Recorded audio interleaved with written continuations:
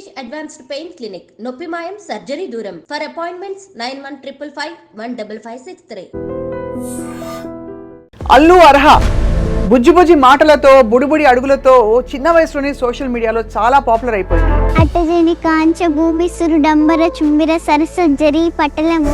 తెలుగు అంటే అల్లు అర్జున్కి ఇష్టం, పుష్ప 2కి ఇష్టం, అలాగే ఇప్పుడు అల్లు అర్హకు కూడా ఇష్టం, మా అందరికి కూడా ఇష్టం. అట్టజని కాంతి భూమిసురుడు అంబార చుంబి శరసరజ్జరి పటల ముహుర్లుపుడు అభంగ తరంగ నిస్పన స్ఫుట నటనానురూప పరిపుల్ల కలాప కలాపి జాలము తేను ఘటక చరిత్ర కల కంపిత సాలము Sita శైలము.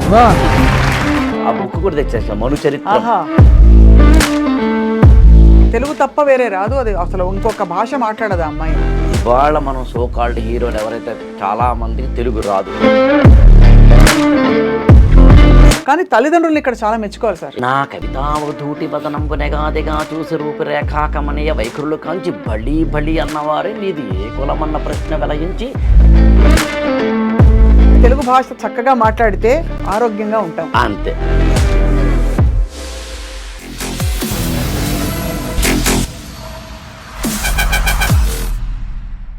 Hello and welcome to this candid conversation. Allu Arha బుజ్జి బుజ్జి మాటలతో బుడిబుడి అడుగులతో చిన్న వయసులోనే సోషల్ మీడియాలో చాలా పాపులర్ అయిపోయింది. ఈ మధ్యకాలంలో నందమూరి బాలకృష్ణ గారి అన్స్టాపబుల్ షో సాక్షిగా తను చెప్పిన తెలుగు పద్యం అందరినీ తీవ్రంగా అసలు అలరించడమే కాకుండా వాళ్ళ పిల్లలకి తెలుగు నేర్పించట్లేదనే ఒక చిన్న భావన కూడా కలిగించింది చాలామంది తల్లిదండ్రులకి.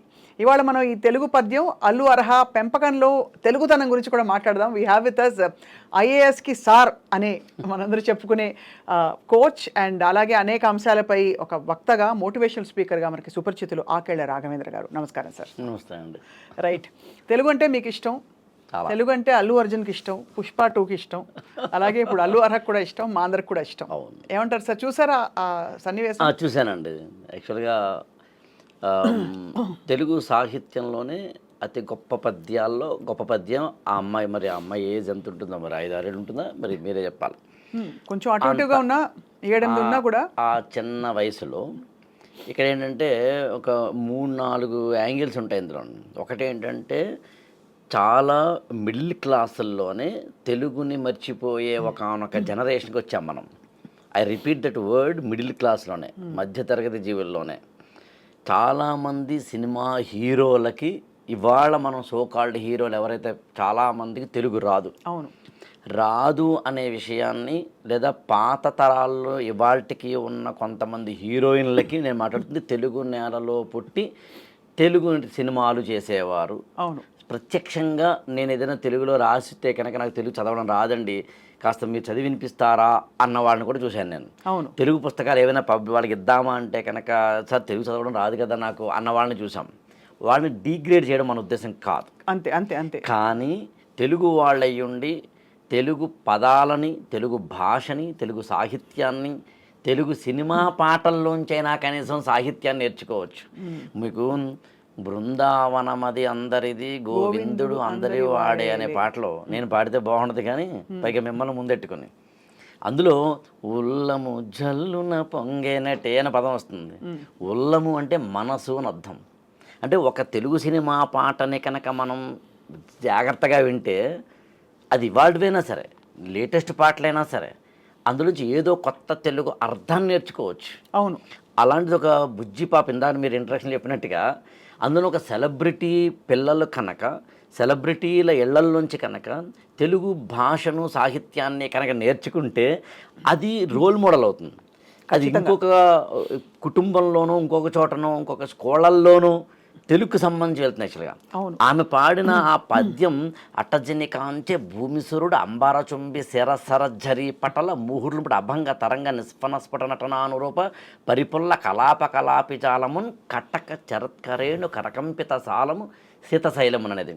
అది యాక్చువల్గా సరదాగా ఆ బుక్ కూడా తెచ్చేసాం, మను చరిత్ర. తెలుగు సాహిత్యంలో అత్యంత గొప్ప మహిమాన్వితమైన ప్రబంధం అనే ప్రక్రియను అందించిన అల్లసాని పెద్దననే ఆంధ్ర కవితాపితామహుడు ఆయన రాసిన వరూధిని ప్రవరాఖ్యుల ఘట్టంలో ఈ మను చరిత్రలో 2వ ఆశ్వాసంలో మొదటి పద్యాల్లో వస్తుంది. ఆ పద్యం వివరణ అనేదే పెద్ద ఉపన్యాసం అవుతుంది యాక్చువల్గా. అందుకని తెలుగు పద్యాలు, తెలుగు భాష, తెలుగు సాహిత్యము పైనుంచి కింద దాకా, కింద నుంచి పై దాకా, ఇళ్లల్లోనూ స్కూళ్ళల్లోనూ మనసు గోళ్లల్లోనూ అంతే ఉండాలి. అలాంటిది మీరు అన్నట్టుగా అది పదాలు పలకడమే కష్టంగా ఉన్న ఆ వయస్సులో నిజానికి మనకి శాకుంతలం సినిమా షూటింగ్ అప్పుడు ఈ బుజ్జితల్లి నటించిన సన్నివేశాలు ఉన్నాయి కదా, అందులో అప్పుడు చెప్పారు, షూటింగ్ సభ్యులందరూ చెప్పారు, అసలు ఇంత తెలుగు తప్ప వేరే రాదు, అది అసలు ఇంకొక భాష మాట్లాడదు ఆ అమ్మాయి అని.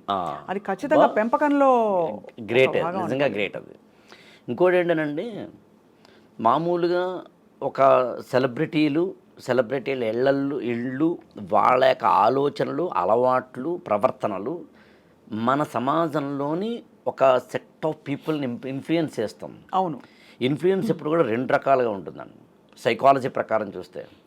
ఒకటి ఏంటంటే అన్ఆర్గనైజ్డ్ బిహేవియర్ ఇన్ఫ్లుయెన్స్.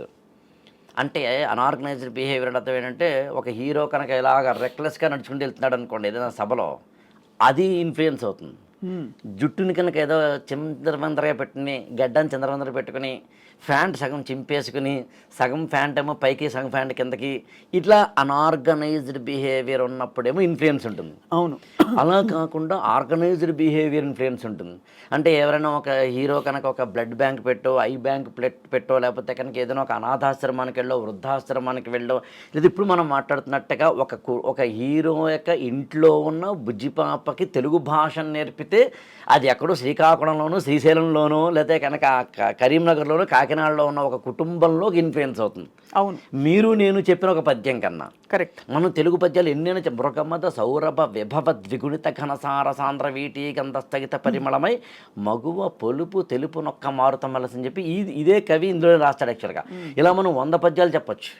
ఇన్ని 100 పద్యాలు మనం చెప్పినా ఇన్ఫ్లుయెన్స్ అనేది తక్కువ ఉంటుంది. అవును, ఉండదని కాదు. అదే అందుకంటే ఈ వేదిక ద్వారా మనం ఏం చెప్పచ్చు అంటే, సినిమా హీరోలు కావచ్చు, ఇన్ఫ్లుయెన్సర్స్ కావచ్చు, ఎవరినైతే మనం సమాజంలో అంటున్నామో వాళ్ళు అప్పుడప్పుడు వీలైతే తమ కుటుంబాల ద్వారానో, తమ ద్వారానో, మరో ద్వారానో కనుక ఇక్కడ తెలుగు భాషనే కాదు, ఏదో ఒక ఆర్గనైజ్డ్ బిహేవియర్ ప్యాటర్న్కి సంబంధించిన ఇన్ఫ్లుయెన్స్ ఇస్తే కనుక టాల్కట్ పర్సన్స్ లాంటి సోషల్ చెప్తారన్నమాట. అంటే ఏంటి, సమాజానికి ఎలాంటి ఇవ్వాలి అని. అవును, మార్గరెట్ మీడ్ లాంటి వాళ్ళు, రూత్ బెనిడిక్ట్ అని ఒక ఆవిడ ఉంటారు ఆంథ్రోపాలజీలో, ఆవిడ క్రిసాంతిమం అండ్ స్వాడ్ అని బుక్ రాస్తారు. యాక్చువల్గా అంటే చిన్న పిల్లల్ని పెంచే క్రమంలో జపనీస్ వాళ్ళు ఎలా పెంచుతారు, అమెరికన్స్ ఎలా పెంచుతారు అని, అలా ఇండియన్స్ ఎలా పెంచుతారని కూడా మనకు చాలా పుస్తకాలు ఉన్నాయి యాక్చువల్గా. సో ఇవన్నీ ఆ కోణంలో వస్తాయి. మీరు అన్నట్టు ఇక్కడ అంటే ఒక స్టార్ కిడ్ అని ఒక పెద్ద స్టార్ కూతురు చేయడం వల్ల, ఈ పద్యం చెప్పడం వల్ల ఇటువంటివి అందరికీ చాలా ఒక స్ఫూర్తిగా నిలుస్తాయి. కానీ తల్లిదండ్రులను ఇక్కడ చాలా మెచ్చుకోవాలి సార్. ఎగ్జాక్ట్లీ. ఎందుకంటే మనకి ఇప్పుడు మీరు అన్నట్టు సెలబ్రిటీల ఇళ్లల్లో తెలుగు మాట్లాడరని కాదు, కానీ కొంచెం ఇంత తెలుగు మాట్లాడడం అరుదు. అవును, అవును. అంటే ఒక భాషకి పోషణ ఉంటే గానీ ఇంత తెలుగు రాదు. అవును, ఎగ్జాక్ట్. సో డెఫినెట్గా ఏంటండి, ఒక కాల్చిన ఇనుము మీద కనుక నీటి చుక్క పడితే పెనం మీద ఆ నీటి బిందువు ఆవిరైపోతుంది. అదే నీటి బిందువు తామరాకు మీద పడితేనేమో ముత్యంలా ప్రకాశిస్తుంది. అదే నీటి బిందువుని తీసుకెళ్ళి ముత్యపు చెప్పలో కనుక వేస్తే ముత్యమే అవుతుంది. సో అదే నీటి బిందువు ఏ రూపాన్ని సంతరించుకుంటుంది అనేది వాతావరణాన్ని బట్టి ఉంటుంది. అందులో ఇంటి వాతావరణంలో కనుక తెలుగు భాష, తెలుగు సాహిత్యము, తెలుగు సౌరభాలు ఉంటే ఆటోమేటిక్గా పిల్లలకు కూడా అది అందుతుంది. ఆబ్వియస్గా జరిగేది. ఈ విషయంలో ఖచ్చితంగా స్పెసిఫిక్గా అల్లు అర్జున్ గారు వాళ్ళ కుటుంబాన్ని మనం ఏమంటామంటే ఎప్రిషియేట్ అని ఇంగ్లీష్లోను, ప్రశంసించక తప్పదు అని సంస్కృతంలోను, అభినందించక తప్పదు అనేది తత్సమంలోనూ అనక తప్పదు.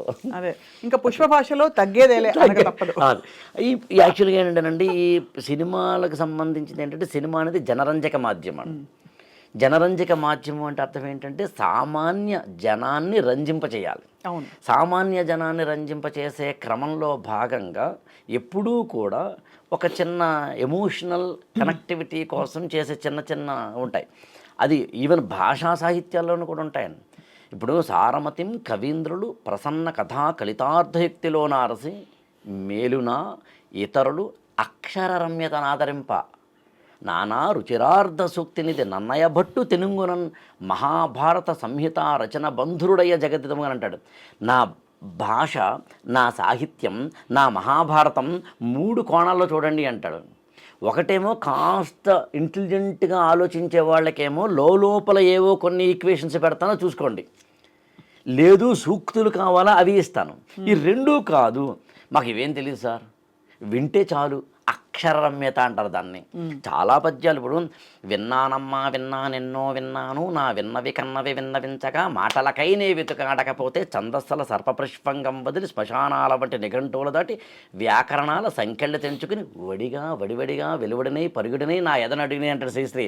నిజంగా అర్థం కాకపోవచ్చు, కానీ వినాలనే కోరిక అవుతుంది. అది దినక్కుత్త కసక్కుతారా అనే పాటలో కూడా కలుగుతుంది. అవును. ఎండ్ పాయింట్ ఏంటంటే ఏదైనా కానీ అక్షరరమ్యత, వినసొంపుగా అనిపించడం అనేది. అది ఎలాగో ప్రస్తావన వచ్చింది కాబట్టి మనం ఇది అంటే తల్లిదండ్రులు ఇప్పుడు ఇవాళ మొదలు పెట్టాలంటే భాష మనం కూడా పిల్లలకి ఇలా నేర్పిద్దామని ఎక్కడ మొదలు పెట్టచ్చు అనే ప్రశ్నకి సమాధానం చెప్పేలోపు ఈ తగ్గేదేలే అనే మాండలికం ఎలా వచ్చింది? తగ్గేదేలే లాంటి మాండలిక మామూలుగా ఆ సినిమా అయితే కానీ రాయలసీమ మాండలికంలోంచి వచ్చింది. అవును. మాండలికాలు మామూలుగా మనం నిత్య జీవితంలో చెప్పేదాన్ని యాసలు అంటాం. యాసలు వేరైన భాష ఒక్కటే అని డాక్టర్ సి నారాయణ రెడ్డి గారు చెప్పినట్టుగా యాసలు కూడా చాలా గొప్పగా ఉంటాయి. శ్రీకాకుళం అయినా, నెల్లూరు యాస అయినా, లేకపోతే కనుక ఈ యాసలు అనేవి సినిమా మాధ్యమం ద్వారా మాండలిక రూపంలో మనకు కనిపిస్తాయి.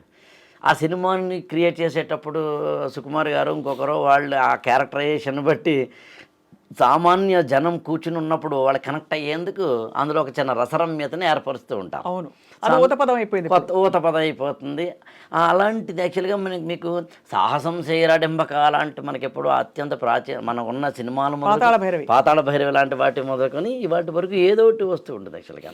అవును. సో ఏదో సినిమా అలా ఈవెన్ ఆ మాటకు వస్తే రఫాడిస్తా ఈవెన్ సాహిత్యంలో కూడా ఉంటాయండి అలాగా.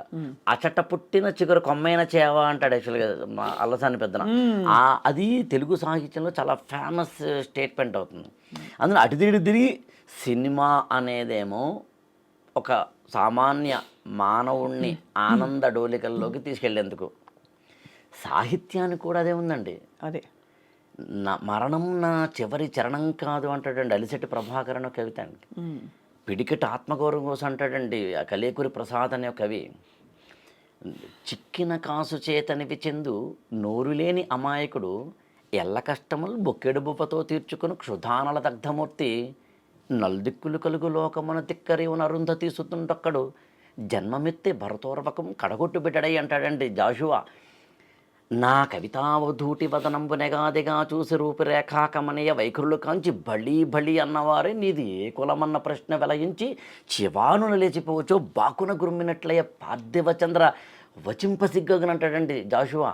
నా కవిత్వం బాగుంది అన్నవాళ్లే ఏది నీ కులం అని అడిగి నేను దళిత కులస్తున్ననేసరికి నన్ను దింపేశారు ఆ బండిలోంచి, బాకుతో అది కొట్టేసినట్టు అయిపోయింది, చంపేసినట్టు అయిపోయింది అని బాధపడతాడు. కవిత్వానికి అంతటి, పద్యానికి అంతటి భావాన్ని చెప్పగలిగిన సామర్థ్యం ఉందండి. అవును, శక్తి ఉంది. అది చిన్నపిల్లలు కనుక నేర్పితే వెళ్ళామనుకోండి అంతకంటే ఇంకోటి కూడా ఉంది. బ్రాండ్ అంబాసిడర్స్ అని మనం పెద్దగా అనుకుంటాము, వీళ్ళు యాక్చువల్గా నా దృష్టిలోనండి ఇన్ఫ్లుయెన్సర్స్ అంటే సమాజంలో ఒక పాజిటివ్ కోణాన్ని, అది సంస్కృతి అంటారా, సంప్రదాయం అంటారా, మరొకటి అంటారా కాదండి, ఒక విలువ, ఒక డిగ్నిటీ అని ఒక పదం ఉంటుందండి. డిగ్నిటీ అంటే ఏంటి అన్నదానికి నేను 8th క్లాస్లో ఉన్నప్పుడు మా టీచర్ని అడిగాను, హోందాతనం అంటే ఏంటి? ఏం లేదురా, ఒక సభ జరుగుతోంది అనుకుందాం, ఒక వక్త మాట్లాడుతున్నాడు అనుకుందాం, మిగతా కూర్చున్న వాళ్ళు విన్నా వినకపోయినా విన్నట్టే నాకనేసి నటించడమో, లేదా పక్కవాడిని కెలక్కుండాను అటు ఇటు తిరగకుండాను ఉండడమో చేస్తే అదే పెద్ద హోందాతనం.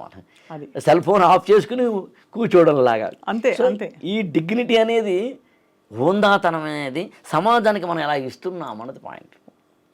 గొప్పగా ఐ థింక్ చాలా గొప్పగా చెప్పారు రాఘవేంద్ర గారు. ఇక్కడ ఒక క్వశ్చన్ చెప్పాలి మీకు.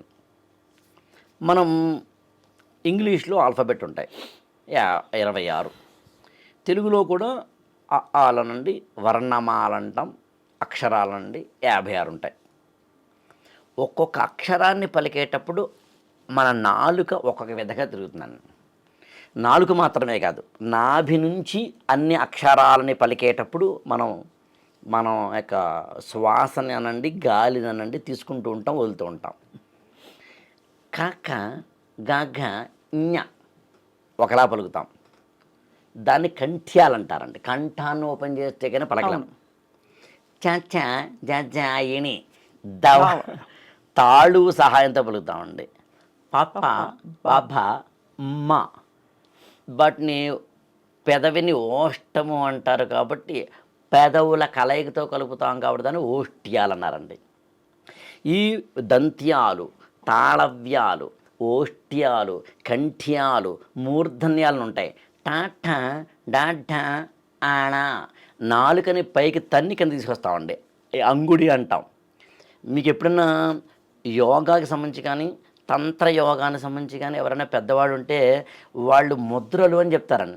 అందులో కొన్ని భ్రామరీ ముద్ర అనే కొన్ని ముద్రలు ఉంటాయి. ఆ ముద్రలో ఒక ముద్ర నాలుకని మడత పెట్టి పైకి తనడం అండి. క్రియాయోగంలో అదే చేస్తారండి. అలా చేయడం ద్వారా మన నాడులు 72,000 నాడులు ఏవైతే అవి యాక్టివేట్ అవుతాయండి. నా నాడుల తీగలపై సాగిన నాదబ్రహ్మపు పరిచంబరంలో అంటాడు శ్రీశ్రీ. అందుకే మహాప్రస్థానంలో కవిత ఓ కవిత అనే దాంట్లో అన్నమాట. సో అట్లా మనం ఇంగ్లీష్ అక్షరాలు పలికేటప్పుడు ABCDEF ఏవైతే ఉంటాయో వాటిల్లో ఈ కంఠ్యాలు, మూర్ధన్యాలు, తాళవ్యాలు ఇప్పుడు ఏవైతే మనం పదాలు వాడుతున్నామో అంటే కంఠాన్ని ఓపెన్ చేసిన కక్క గగ్గ ఇన్య కావచ్చు, దవడను ఇలా పట్టు వదులుతున్న చాచా జజ్జ ఇణి కావచ్చు, నాలికను పైకి తన్నుతున్న టాటా డాఢాణ అనే మూర్ధన్యాలు కావచ్చు, తాత దాధ అనే 4 అక్షరాలు పలికినప్పుడు తాని నాలుకని పైన దంతాలని తన్ని ఎత్తుతాం. తా తా దా దా అన్నప్పుడు నాలుకని దంతాన్ని తగులుతాం కాబట్టి దంత్యాలు అన్నారు వాటిని. నకారం పలికేటప్పుడు నాన్న నాన్న అని పలికేటప్పుడు నాలుకని దంత మూలాన్ని తగులుతాం. దంతాన్ని కాకుండా దంత నా తాత దాదా నాను మూలాన్ని పలుకుతున్నాం కాబట్టి దాన్ని దంతమూలీయం అన్నారు. అందుకనే 56 అక్షరాలు ఏవైతే తెలుగులో ఉన్నాయో అవన్నీ మనం సంస్కృతంలోంచి తెలుగులోకి వచ్చిన పదజాలం అంటారా. ఆ దుష్యంతుడు అనంత సత్వుడు సమస్త ఆశాంత మాతంగ మర్యాదాలంకృతమైన భూవలయు ఆత్మాయత్తమే ఉండగా ఆదిత్యాంశు సమీర దుర్గమ బహుగ్రారణ్య దేశాలతో ఆది క్షత్ర చరిత్ర నేలే అజితుండే బాహువీర్యం మనం అనేదాన్ని మనం చదివితే మనకి తెలియకుండానే నాడులన్నీ కూడా అంటే ఉచ్ఛ్వాస నిశ్వాసాల వాయులీనాలు అని చెప్పి ఎలా అయితే వేటూరు గారు అన్నారో అలా మనకి తెలియకుండానే మనం ఎక్సర్సైజ్ చేసినట్లు లెక్క. అంటే సింపుల్గా చెప్పాలంటే తెలుగు భాష చక్కగా మాట్లాడితే ఆరోగ్యంగా ఉంటాం. అంతే.